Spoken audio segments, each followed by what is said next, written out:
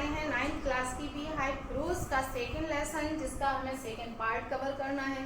First part हमारा complete हो गया है। अब सेकंड पार्ट जो है हमारा the shehnai of Bismillah Khan, Bismillah Khan की शहनाई। तो ये जो लेसन का टाइटल है बिस्मिल्लाह खान की शहनाई, तो आपको पता है, सभी जानते हैं कि बिस्मिल्लाह खान एक शहनाई फेमस शहनाई वादक थे और जिनको अपने परफॉर्मेंस के लिए कई उपाधियों से सुशोभित किया गया। उनको पद्म श्री, पद्म भूषण, पद्म विभूषण और यहाँ तक कि एट लास्ट 2001 में उन्हें भारत रत्न की से सम्मानित किया गया। तो ये इनका सफर कहाँ से शुरू होता है, ये शहनाई की स्टार्टिंग कहाँ से होती है और किस तरह से बिस्मिल्लाह खान इस शिखर पर पहुंचते हैं कि उनको भारत रत्न से भी सुशोभित किया जाता है। तो इस लेसन में बिस्मिल्लाह खान की इस सफर को शॉर्ट में दर्शाया गया है, जिसको मैं आपको एज अ समरी आपके सामने रख रही हूँ। तो इसका जो इस पार्ट के इस लेसन के जो मेन कैरेक्टर्स हैं, फर्स्ट है जो हमारा उस्ताद बिस्मिल्लाह खान, जो मेन कैरेक्टर है हमारे, जिस पर ये लेसन है। अब इस कहानी से रिलेटेड कुछ कैरेक्टर्स और हैं। ये है औरंगजेब, मुगल एम्परर, क्योंकि ये औरंगजेब के समय से ही इसकी शुरुआत होती है। तो औरंगजेब जो एक मुगल सम्राट थे। रसूल बख्श खान बिस्मिल्लाह के ग्रैंडफादर, अली बख्श मैटरनल अंकल और बिस्मिल्लाह के मामा थे, और पैगंबर बख्श बिस्मिल्लाह खान फादर, बिस्मिल्लाह खान फादर, बिस्मिल्लाह खान के पिता थे। इन सभी लोगों का बिस्मिल्लाह खान की लाइफ में बहुत ही बड़ा कंट्रीब्यूशन था। तो देखिए, स्टार्ट करते हैं हम। समरी कहाँ से स्टार्ट होती है, तो ये जो शहनाई की कहानी है वो हमारी स्टार्ट होती है औरंगजेब के समय से।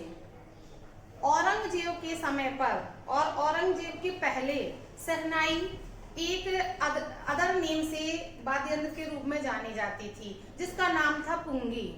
तो पुंगी बजाई जाती थी पहले राज दरबार में, लेकिन औरंगजेब को पुंगी की जो ध्वनि थी, टोन थी, वो बिल्कुल पसंद नहीं थी, इसलिए औरंगजेब ने उस पर बैन कर दिया था। पुंगी बिल्कुल पसंद नहीं थी औरंगजेब को, इसलिए औरंगजेब ने उस पुंगी पर बैन कर दिया। अब जो पुंगी वादक थे, अब वो पुंगी नहीं बजाते थे, तो एक फेमस परिवार था म्यूजिशियन का, वहां पर एक नाई था उनका परिवार का। उसको सूझा कि क्यों ना इस पुंगी में कुछ करेक्शन, सुधार किया जाए और इसमें कुछ चेंज किया जाए। और उसने एक रीड की एक कलम ली और उसमें 7 होल किए, 7 छेद किए और उसे शाही दरबार में बजाया, एक बंद करते हुए एक खोलते हुए बांसुरी की तरह बजाया। जब उसने इसको बजाया उस दरबार में तो सभी को बहुत पसंद आया, और क्योंकि ये शाही दरबार में बजाया गया इसलिए इसका नाम शाह हुआ, और एक नाई ने बजाया इसलिए शाह में नाई जुड़ गया।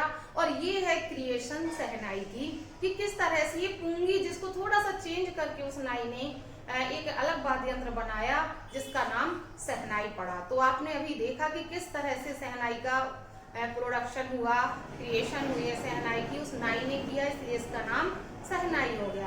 अब शहनाई बहुत लोगों ने बजाई और बिस्मिल्लाह खान की पूरी फैमिली जो थी वो शहनाई वादक की, संगीतज्ञ थी। उसके जो ग्रैंडफादर थे वो शहनाई वादक थे दरबार में, और अली बख्श जो उसके मामा थे वो भी शहनाई बजाते थे, और पैगंबर बख्श उसके जो पिता थे वो भी शहनाई वादक थे। तो ये उनका पैटर्नल क्वालिटी थी। लेकिन 3 वर्ष की उम्र में ही, जब वो 3 साल के ही थे, जब अपनी माँ के साथ वो अपने मामा के यहाँ जाते हैं, बनारस जाते हैं, तो वहां पर अपने मामा को रियाज करते, प्रैक्टिस करते देखते हैं शहनाई की, बहुत ज्यादा अट्रैक्ट होते हैं और उनका सफर वहीं से स्टार्ट हो जाता है।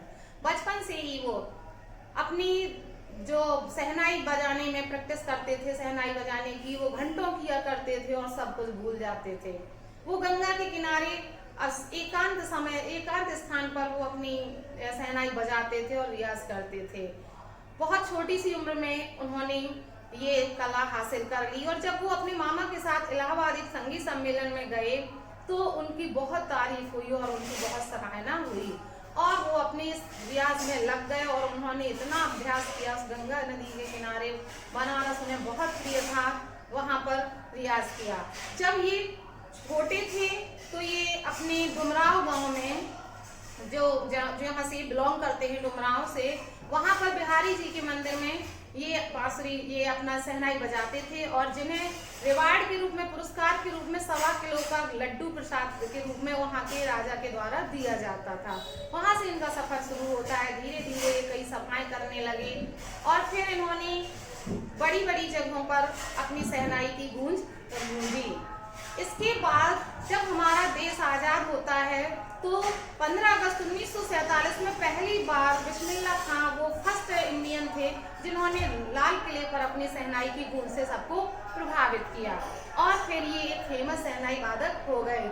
धीरे धीरे इन्होंने भारत में ही नहीं बल्कि विदेशों में भी अपना सफर शुरू किया और पहला सफर इनका विदेश का अफगानिस्तान का था, जहां पर वहां का जो नवाब था वो इतना खुश हुआ कि उसने बहुत सारे पुरस्कार उन्हें दिए। इसके बाद वो लंदन में भी अपना परफॉर्मेंस किया, उन्हें बुलाया गया और वहां पर उन्हें सम्मानित किया गया। इस तरह से इनका सफर आगे बढ़ता गया और इन्हें कई जो सम्मान थे उसे विभूषित किया गया, पद्म श्री, पद्म भूषण, पद्म विभूषण सभी से इन्हें सम्मानित किया गया। इनका संपर्क फिल्म इंडस्ट्री से भी हुआ और विक्रम भट्ट की मूवीज, इन्होंने 2 फिल्मों में काम किया। गूंज उठी शहनाई इन्हीं के नाम पर बनी, लेकिन इन्हें फिल्म इंडस्ट्री बिल्कुल नहीं भाई और इन्होंने उस बनावटी दुनिया से अपना रास्ता मोड़ लिया और इन्होंने अपने संगीत को ही अपना जीवन समझा और उसी में अपना पूरा ध्यान लगाया। और इसके बाद इन्होंने कई यात्राएं की और बहुत फेमस हुए और सब कहीं गए, इन्हें सब कहीं बुलाया गया। यहाँ तक कि इनका एक जो शिष्य था उसने फॉरेन बुलाया कि वहां पर एक संगीत इंडस्ट्री के आप यहाँ पर हेड बन जाइए, लेकिन उन्होंने सख्त मना कर दिया कि वो यहाँ भारत छोड़कर वो कहीं नहीं जाएंगे। वो कहते हैं कि जब मैं विदेश में होता हूँ तब मुझे भारत की याद आती है, जब मैं मुंबई में होता हूँ तो मुझे बनारस की याद आती है और जब मैं बनारस में होता हूँ तो मुझे डुमराव के मट्ठे की याद आती है। तो वो कहते हैं कि मैं कहीं भी हूँ लेकिन मैं अपने देश से ही जुड़ा रहूंगा, वहीं उसी को याद करता रहूंगा। इस तरह से वो अपना सफर बताते हैं और उनका सारा जीवन गंगा नदी के किनारे बनारस में ही बीतता है। यहाँ तक कि जब उन्हें भारत रत्न से सम्मानित किया गया 2001 में, तो उन्होंने आंखों में आंसू भरते हुए और उस प्राइज को अपने सीने से लगाते हुए केवल एक रिक्वेस्ट की सभी से कि अपने बच्चों को संगीत सिखाओ, अपने बच्चों को संगीत से दूर मत होने दो, ये भारत की संस्कृति है, इसको बचाए रखो, इसे बनाए रखो। इस तरह से वो संबोधित करते हैं और 2006 में इनकी डेथ हो जाती है। तो ये है बिस्मिल्लाह खां की शुरुआत से लेकर लास्ट तक का सफर शहनाई के लिए।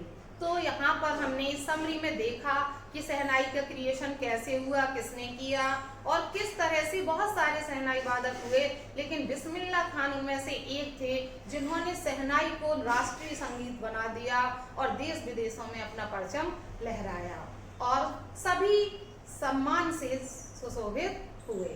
तो ये है हमारे बिस्मिल्लाह खान की शहनाई की कहानी। तो आई होप आपको समझ में आ गई होगी। कहानी समरी बहुत इजी है, मैंने पहले समरी इसलिए दी है, मैं हर वीडियो में हर लेसन की समरी पहले देती हूँ जिससे कि आपको थीम समझ में आ जाए। इसके बाद नेक्स्ट वीडियो में हम इस लेसन को पढ़ेंगे।